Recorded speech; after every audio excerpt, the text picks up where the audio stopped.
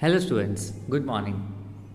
So today we discuss about the significant figures. It is very important topic and very easy topic, and it is little bit related to physics. What do you mean by significant figures?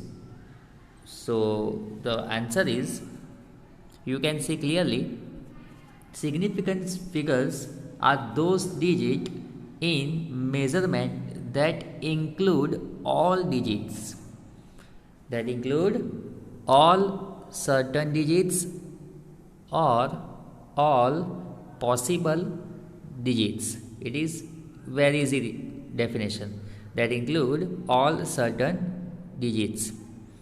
Now we discuss some rule to explain significant figures and justify these questions. So next question is rule and some important points about the significant figures. So first rule is, all non-zero digits are significant. So here we take some example. The value given is 285 centimeter. So there are three significant figure. 285 centimeter, all non-zero. Here without zero means 285, only value are given. So question arises, how many significant figures are present in this value 285 centimeters? So first rule is clear, all non-zero digits are significant. એટલે zero નથી એવી કોઈ પણ value, તો અહીંયા આપણને 285માં zero દેખાતી નથી, એટલે થ્રી સિગ્નિફિકન્ટ વેલ્યુ જોવા મળશે. સેકન્ડ એક્ઝામ્પલ બી એ જ છે, in 0.25 there are two significant figure. 0.25માં ઝીરો લેફ્ટ હેન્ડ સાઈડ છે, ડેસિમલની પહેલાં છે, અને ઓલ નોન ઝીરો એટલે ઝીરોને આપણે કન્સિડર નથી કરવાની. ઝીરો લેફ્ટ હેન્ડ સાઈડ પર છે, ડેસિમલ પછી બે વેલ્યુ છે 2 ને 5, એટલે there are two significant figures. Clear? Now second rules, zeros preceding to the first non-zero digit are not significant. Such zero indicate the position of decimal point.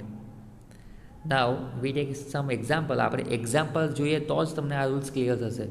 0.03 has one significant figure. મેં તમને કીધું તે shortcut trick તમે યાદ રાખો. Zero left hand side પર હોય તો એને આપણે કાઉન્ટ નથી જ કરતા.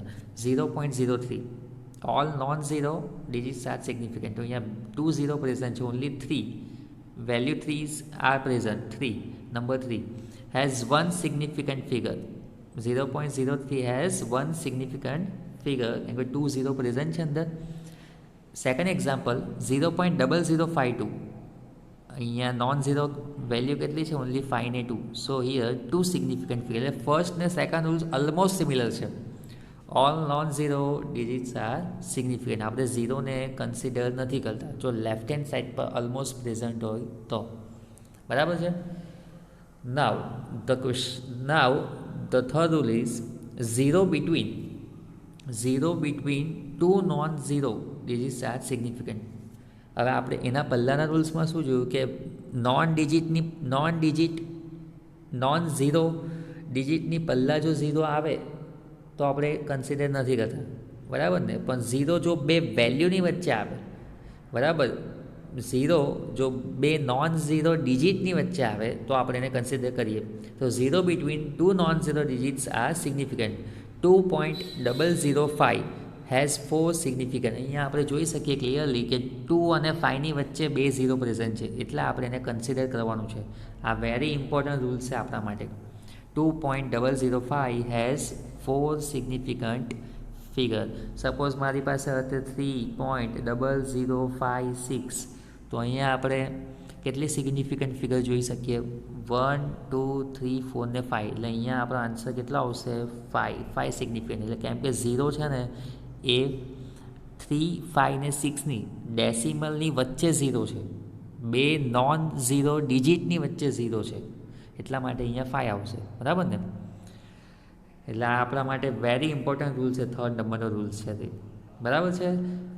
નાવ rule number 4, 0 at the end or right of the number are significant provide they are on the right side, they are on the right side of the decimal point. For example, 0.200 અહીંયા right side પર 0 છે. મેં તમને કહી ગયું કે left સાઈડના 0 આપણે consider નથી કરતા, પણ જો રાઈટ સાઈડ પર 0 આવી જાય 0 પોઈન્ટ ડેસિમલ પછી, તો અહીંયા જો 0.200 હેઝ 3 સિગ્નિફિકન્ટ, રાઈટ સાઈડ પર 0 છે.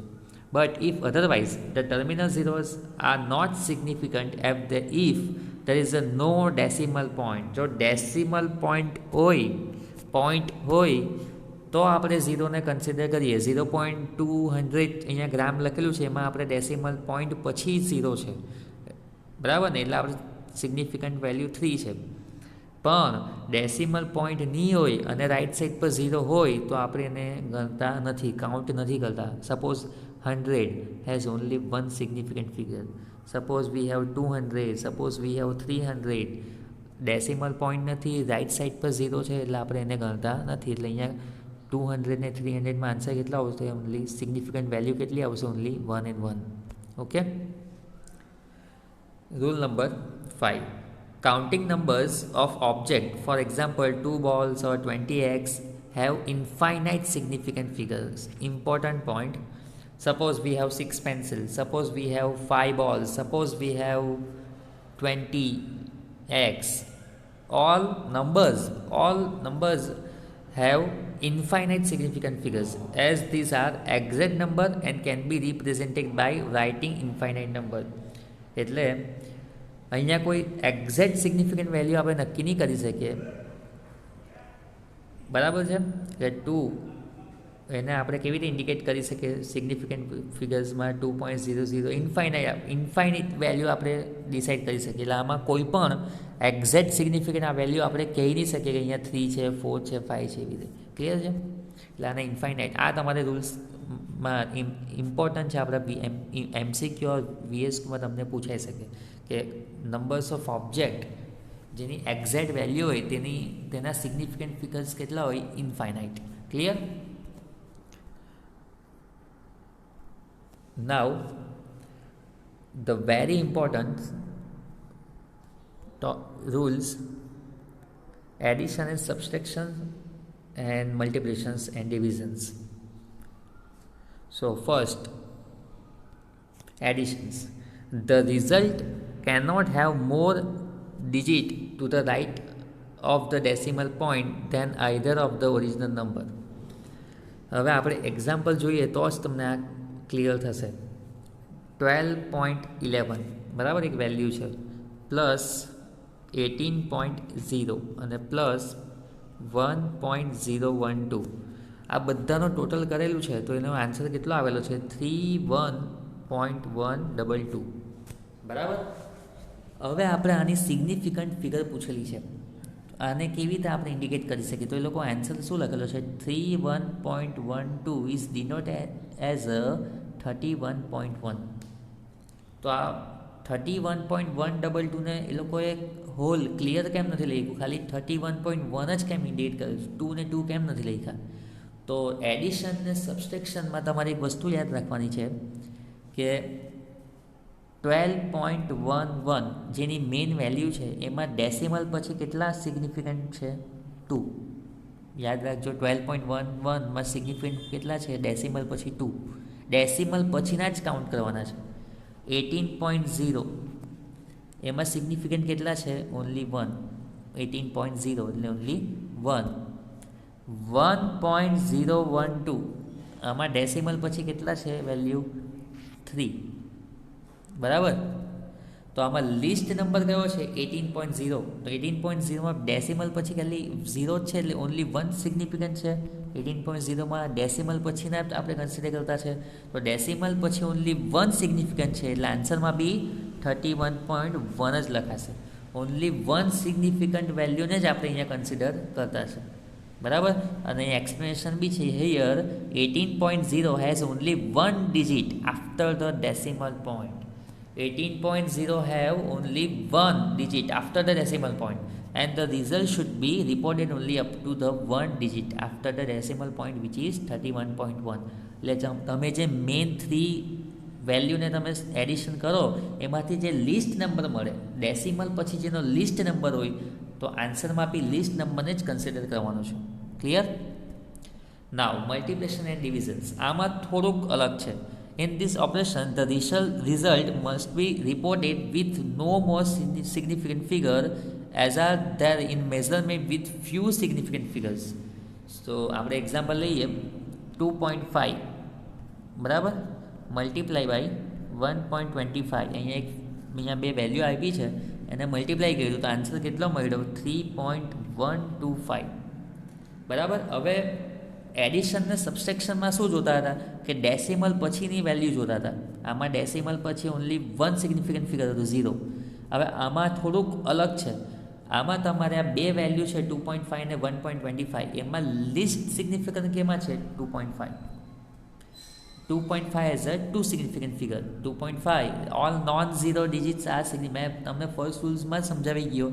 ઓલ નોન ઝીરો ડિજિટ્સ આ સિગ્નિફિકન્ટ. તો 2.5માં સિગ્નિફિકન્ટ ફિગર કેટલા મળશે 2. બરાબર ને? અને 1.25માં બી સિગ્નિફિકન્ટ ફિગર્સ કેટલા અહીંયા 3 મળશે. અહીંયામાં 0 પ્રેઝન્ટ નથી તો મને કેવો 1.25માં 3 છે અને 2.5માં 2 છે એટલે 2.5ને આપણે કન્સિડર કરીએ. એટલે 2.5 હેઝ 2 સિગ્નિફિકન્ટ ફિગર એટલે રિઝલ્ટમાં બી આપણે 2થી વધારે નહીં લખાય. એટલે આપણે 3.125માં લખી કેવી રીતે શકીએ 3.1 ઓનલી 2 સિગ્નિફિકન્ટ ફિગર સુધી આપણે એને લખી શકીએ.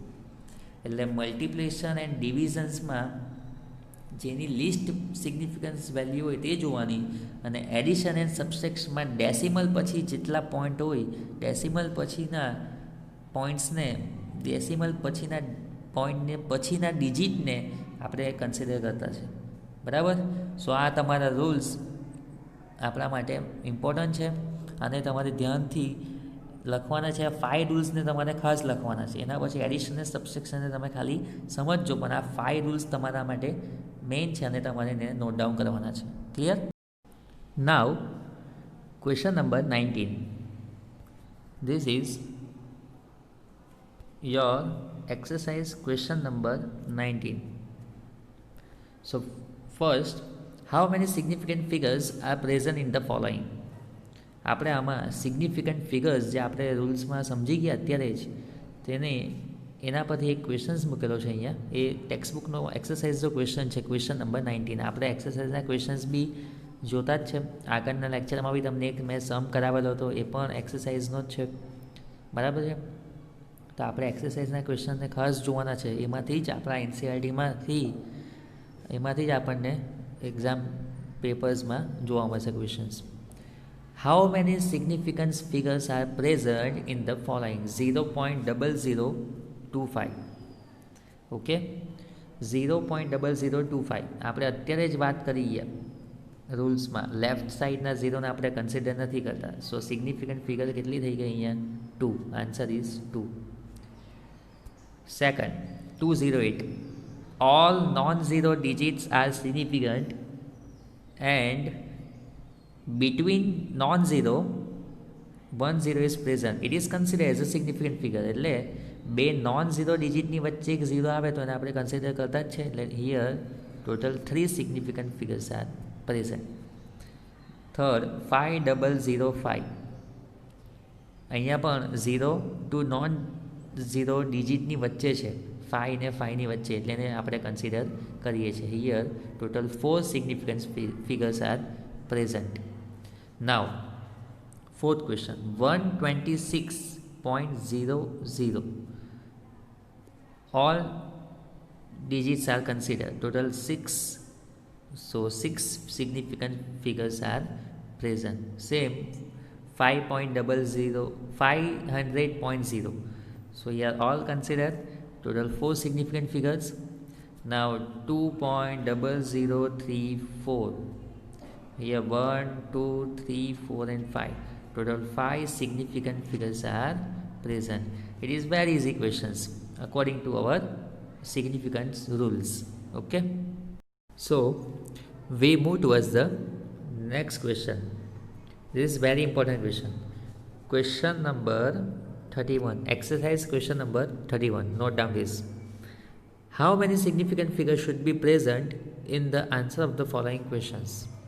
So first of all, in first question 0.02856, we all know that in this number 4 significant figure, આપણે ઝીરોને કન્સિડર નથી કરતા લેફ્ટ સાઈડના ઝીરોને, એટલે 0.02856માં સિગ્નિફિકન્ટ ફિગર્સ કેટલા રહેશે? 4. નેક્સ્ટ જુઓ મલ્ટીપ્લાય બાય 298.15, આમાં ઓલ નોન ઝીરો છે એટલે આમાં 5 સિગ્નિફિકન્ટ ફિગર છે. પછી આ તમે જુઓ 0.112, આમાં ઝીરોને કન્સિડર નથી કરવા લેફ્ટ સાઈડના, એટલે આમાં 112 એટલે 3 સિગ્નિફિકન્ટ ફિગર છે. ડિવાઇડેડ બાય 0.5785 એટલે એના નીચે પણ કેટલા સિગ્નિફિકન્ટ ફિગર છે? 4. હવે મેં તમને રૂલ સમજાવ્યો છે કે થર્ડ કે ફોર્થ રૂલ્સમાં મેં તમને સમજાવી ગયો સબસ્ટ્રેક્શન, એડિશન અને મલ્ટિપ્લિકેશન ડિવિઝન. લાસ્ટ જે રૂલ્સ હતો તે મલ્ટિપ્લિકેશન ડિવિઝનમાં કે જેમાં લિસ્ટ સિગ્નિફિકન્ટ વેલ્યુ મળે. તો આમાં તમે જોઈ શકો સૌથી લિસ્ટ સિગ્નિફિકન્ટ વેલ્યુ કઈ છે? 3. તો આપણને ક્વેશ્ચન બી એ જ પૂછેલો છે, how many significant figure should be present in answer. તો આન્સરમાં જે તમે આ મલ્ટિપ્લિકેશન ડિવિઝન આપણે કરવાનું નથી, પણ ખાલી એ લોકોએ સિગ્નિફિકન્ટ ફિગર કેટલી મળી શકે એનું આપણે આન્સર પૂછેલો છે. તો multiplication and division 3 significant figure present in 0.112. So no more than 3 significant figure in answer. કેમ કે આપણને ક્વેશ્ચનમાં જ 3 મળી જાય છે, તો એના આન્સરમાં બી કેટલા સિગ્નિફિકન્ટ ફિગર મળશે? 3 કરતાં વધારે નહીં મળી શકે. એટલે આનો આન્સર કેવો આવશે? Not more than 3. ક્લિયર? એટલે આપણે મલ્ટિપ્લિકેશન એન્ડ ડિવિઝનમાં જેમાં લિસ્ટ ઓછામાં ઓછા સિગ્નિફિકન્ટ ફિગર્સ મળે ને તેને આપણે કન્સિડર કરવાનું. બરાબર છે? Second question 5 multiply by 5.365. મેં તમને સિગ્નિફિકન્ટ રૂલમાં થર્ડ કે ફોર્થ નંબરના રૂલ્સમાં મેં તમને સમજાવી ગયો કે 5 હોય, 10 હોય, 15 હોય, બરાબર, 100 હોય, આ બધા કેવા છે? એના ઇન્ફાઇનાઇટ સિગ્નિફિકન્ટ ફિગર મળી શકે. સપોઝ આઈ હેવ 20 પેન્સિલ્સ, તો આનું કોઈ ફિક્સ વેલ્યુ નહીં મળે, અને આપણે એના પછી ઇન્ફાઇનાઇટ નંબરથી આપણે ઇન્ડિકેટ કરી શકીએ. એટલે 5 તો કોન્સ્ટન્ટ થઈ ગયો, એને તો આપણે કન્સિડર કરતા જ નહીં મળે, 5ને કન્સિડર નહીં થાય. એના પછી જુઓ બાજુમાં શું લખેલું છે? 5.364. હવે આમાં તમે ક્લિયરલી જોઈ શકો કે આમાં કેટલી સિગ્નિફિકન્ટ ફિગર છે? 4. તો આન્સર બી એનો જે આ મલ્ટીપ્લાય કરીને આપણે આન્સર મળશે તેમાં બી એનો લાસ્ટમાં આપણે કેટલી સિગ્નિફિકન્ટ વેલ્યુને આપણે રિપ્રેઝેન્ટ કરી શકીએ? 4. સો અહીંયા આન્સર લખેલો છે multiplication of 5 is constant and definite number. So in other value there are 4. Other value means 5.364 છે, એમાં કેટલી સિગ્નિફિકન્ટ ફિગર છે? 4. So answer is 4. એટલે આનું જે પણ આન્સર આવશે તેને આપણે કેટલા સુધી રિપ્રેઝેન્ટ કરી શકીએ? 4 સિગ્નિફિકન્ટ ફિગર સુધી આપણે રિપ્રેઝેન્ટ કરી શકીએ. ક્લિયર? મલ્ટિપ્લિકેશન એન્ડ ડિવિઝનમાં આ તમારે યાદ રાખવાનું છે. લોએસ્ટમાં લોએસ્ટ સિગ્નિફિકન્ટ ફિગરને આપણે કન્સિડર કરવાનું છે. હવે થર્ડ ક્વેશ્ચન છે, જુઓ અલગ છે. એડિશન અને સબસ્ટ્રેક્શનના રૂલ્સ મેં તમને સમજાવ્યો એ છે. તો એડિશન અને સબસ્ટ્રેક્શનમાં આપણે શું યાદ રાખતા હતા? ડેસિમલ પછીની વેલ્યુ જેમાં લોએસ્ટ હોય તે આપણે યાદ રાખવાની છે. ડેસિમલ પછી યાદ રાખો. તો 0.0125 જો ક્લિયર, આમાં ડેસિમલ કેટલા છે? 4. પછી 0.7864, આમાં પણ કેટલા ડેસિમલ છે? ડેસિમલ પછી કેટલી વેલ્યુ છે? 4. પછી જુઓ 0.0215, here also 4 decimals are present. So clear, least number of decimal place is 4. So 4 significant figures are obtained. Clear? Addition અને સબસ્ટ્રેક્શનમાં ડેસિમલ પછીની વેલ્યુમાં જેના લિસ્ટ વેલ્યુ હોય તે જોવાના છે, અને મલ્ટિપ્લિકેશન અને ડિવિઝનમાં જેના લિસ્ટ સિગ્નિફિકન્ટ ફિગર્સ હોય તે જોવાના છે. ક્લિયર? Thank you.